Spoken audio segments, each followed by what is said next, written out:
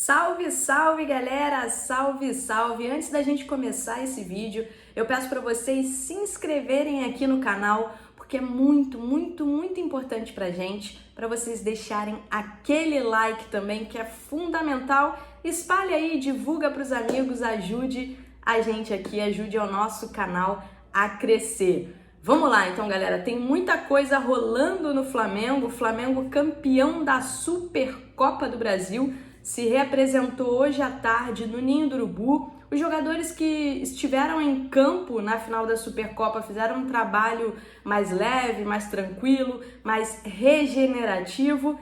E aí eu tenho uma notícia sobre o atacante Pedro. Sei que vocês estão na expectativa para o retorno do Pedro, mas talvez tenham que esperar mais um pouquinho. O Pedro hoje fez uma atividade, nessa terça-feira.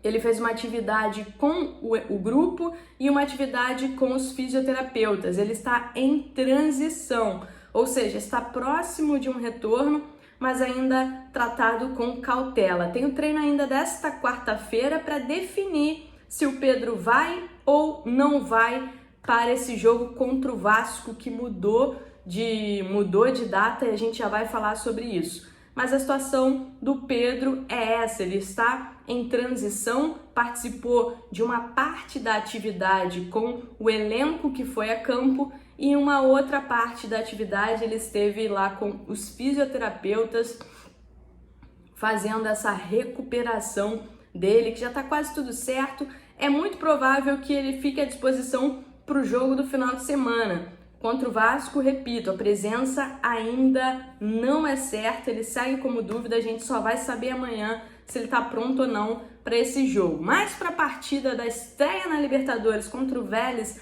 na Argentina, é quase que 100% a participação dele. Pelo menos ele deve estar à disposição, sim, do técnico Rogério Ceni. Agora vamos falar sobre o jogo, que teve muita polêmica, os vascaínos ficaram muito chateados. Por quê?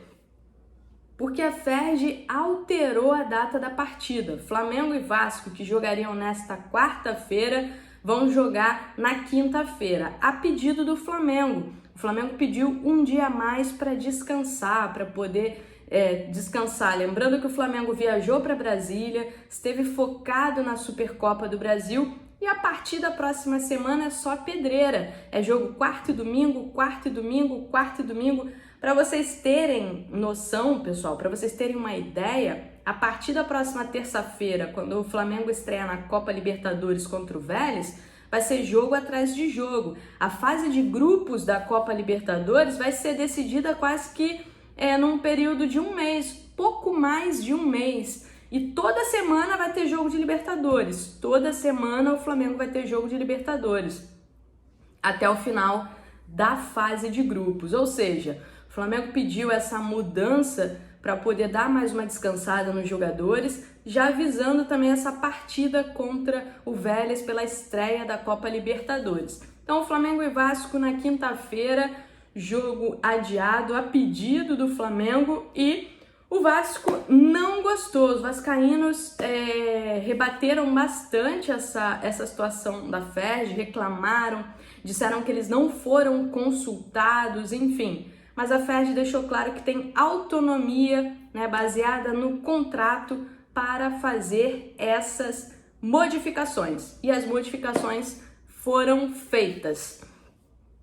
Pessoal, também vamos falar de reforços, assunto que vocês gostam bastante, eu sei, os reforços. O Rogério Ceni esteve ontem participando na última segunda-feira do programa Bem Amigos do Galvão Bueno no Sport TV e falou algumas coisas interessantes. Entre elas, ele falou sobre a necessidade de ter pelo menos mais duas peças nesse elenco do Flamengo. E disse o seguinte, disse que para Everton Ribeiro e Arrascaeta, ele não tem um substituto com as mesmas características. Então, quando ele tem que mexer no time, quando ele tem que tirar o Everton Ribeiro ou o Arrascaeta, ele sempre coloca um jogador de característica diferente, como o Vitinho, que é um jogador que tem característica diferente desses dois meias, e o próprio Michael, que é outro jogador que está à disposição.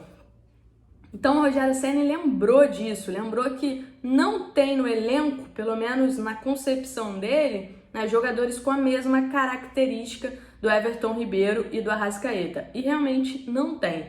E o Flamengo vai buscar reforços, o Flamengo que está muito tímido nesta janela, né, só deve buscar reforços na próxima janela. Por quê? Porque a regra no clube é clara.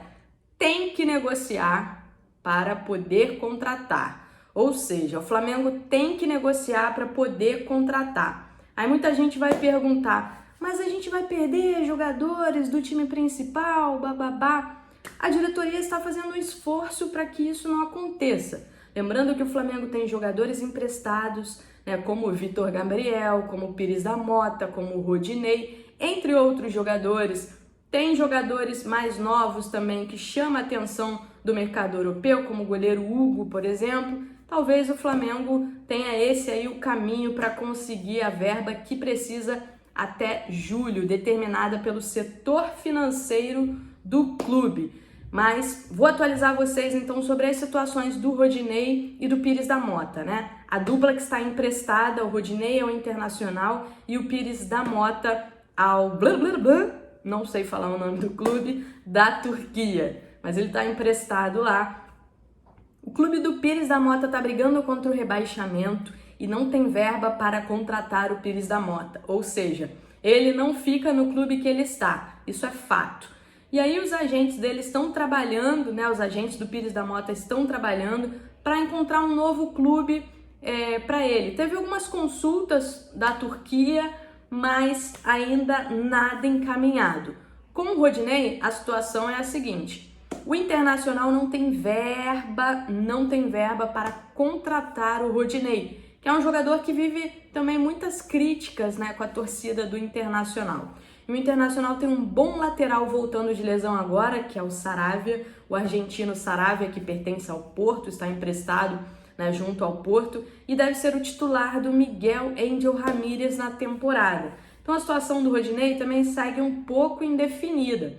O Flamengo recebeu 4 propostas, né, nesse tempo que ele esteve no Internacional, recebeu 4 propostas, mais propostas de empréstimo também, enfim, e por isso foi decidido que ele ficaria no Internacional. Mas é muito difícil, gente, que o Internacional compre o Rodinei, para a gente não dizer impossível. O contrato de empréstimo do Rodinei termina no final de maio, logo quando começa o Campeonato Brasileiro. Mas já entrando no próximo mês, em maio, os agentes do Rodinei também já começam a se movimentar para definir o futuro dele. Muito difícil que ele fique no Flamengo, vai depender também de uma avaliação do Rogério Ceni, do técnico Rogério Ceni.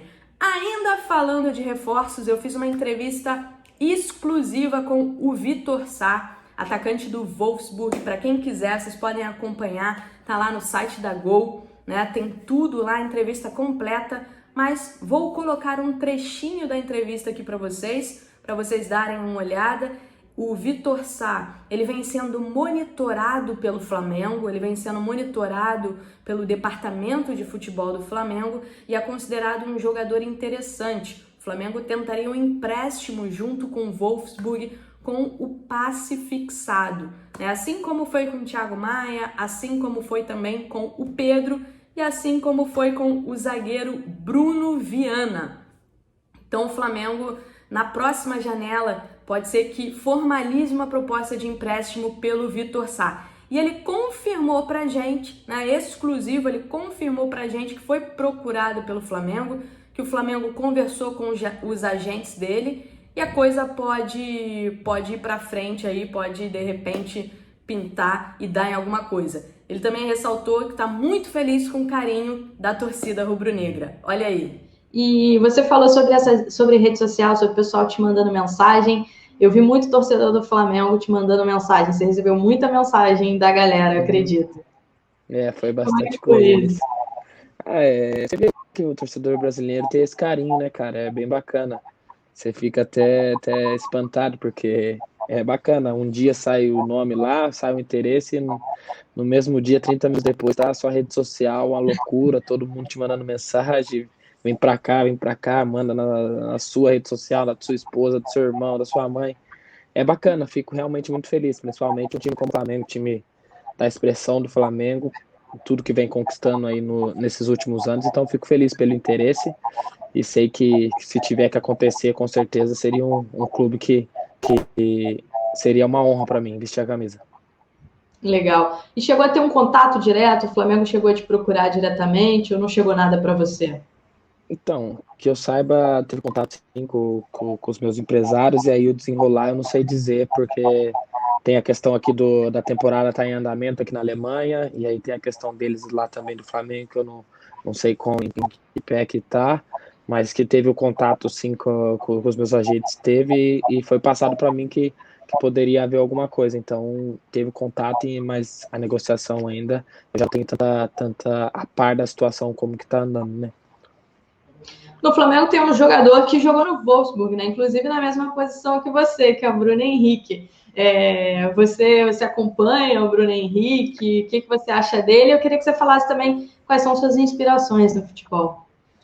Sim, acompanho bastante. Eu gosto muito de acompanhar o futebol brasileiro, então o Henrique é um jogador que eu acho que eu, querendo ou não, me espelho bastante, porque ele é um jogador, um ponta, tem característica do 1 contra 1, ele é só questão ele é mais alto, então ele tá o tempo todo também na área, ele é bem agudo, assim, sempre fazendo gols, então é um jogador que, querendo ou não, veio para cá também, fez um caminho aí de voltar para o Brasil e vem se destacando cada vez mais, então é um jogador realmente muito bom.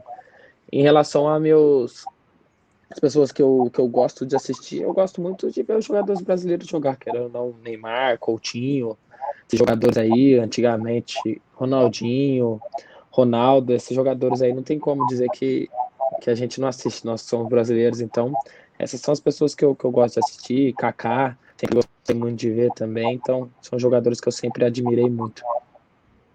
Você falou que admira bastante os brasileiros, né? Você está aí na Alemanha jogando com os alemães, que também são uma referência no futebol, principalmente no coletivo, né? Existe muita diferença do hoje, do futebol brasileiro para o futebol que se joga aí na Alemanha? Olha, eu vou dizer que a diferença é realmente a intensidade taticamente, porque o futebol brasileiro tecnicamente é muito bom, isso aí não tem que se discutir. Um jogador brasileiro, se ele vir para a Europa com a consciência que ele é bom tecnicamente, mas ele tem que se doar taticamente e fisicamente, ele vai conseguir o sucesso. Isso é claro, mas é que muitos jogadores vêm com o pensamento de que é só sou bom tecnicamente e isso basta. Mas hoje em dia o futebol alemão e o futebol europeu é muito intenso, o futebol em si. Então realmente o coletivo e a intensidade do futebol alemão, quando você vê, é muito forte. É a partir daí que o time todo corre 123, 124 quilômetros juntos, cada jogador correndo 12 quilômetros, a intensidade muito forte fisicamente. Você não tem espaço para pensar, você pega uma bola, você tem que tocar porque você não consegue virar. Eles fecham muito bem os espaços, então acho que a diferença muito é isso da intensidade do futebol alemão, que é o tempo todo vamos, e eles não param, é o tempo todo com a intensidade. Isso, e eles são também muito focados no que eles fazem, né? Taticamente eles são muito inteligentes, então eles cobram bastante isso. Todos os treinadores cobram bastante isso taticamente do coletivo tá sempre bem encaixado. E tem algum jogador aí na Alemanha que você admira, assim, que você gosta também, que você admira? Sim, claro, pô, tem diversos aqui na Alemanha, no Bayern, com certeza, o Gnabry, o Sané, são jogadores que, querendo ou não, que são da minha posição, eu gosto bastante de assistir jogar, porque jogadores que estão o tempo todo buscando 1 contra 1, mas também são inteligentes o tempo todo, quando tem que passar de primeira, passa de primeira, deixa o cara na cara do gol, quando tem que estar na cara do gol são muito frios para finalizar, então são jogadores que eu gosto bastante de assistir. E como é que você faz para assistir o futebol brasileiro? Você falou que gosta do futebol brasileiro, tem o Então, Fuso aí. Então, eu procuro assistir sempre que dá aqui, que não tá muito tarde. A gente tem a televisão brasileira aqui, consigo passar todos os canais aqui, Premiere, todas as coisas. Então, eu assisto bastante, tento acompanhar bastante. Por eu sou de São Paulo, sempre acompanho o Paulista. Também gosto de acompanhar os grandes aí, Flamengo, Grêmio, em todas as equipes aí, Atlético. Então, tento acompanhar sempre que possível, sempre que tem jogo bom assim, eu tô sempre acompanhando. Só o fuso horário que às vezes complica por ser muito tarde, mas sempre que eu posso, eu tô assistindo futebol do Brasil. Pois é, galera, espero que vocês tenham gostado do vídeo, né? Espero que vocês cliquem aqui, ó, e se inscrevam no canal, ativem o sininho, que é muito importante pra gente. E vambora que a gente vai continuar trazendo muita coisa pra vocês aqui no YouTube. A gente vai aprimorar também tudo aqui no YouTube, especialmente pra vocês, tá bom? Valeu, galera!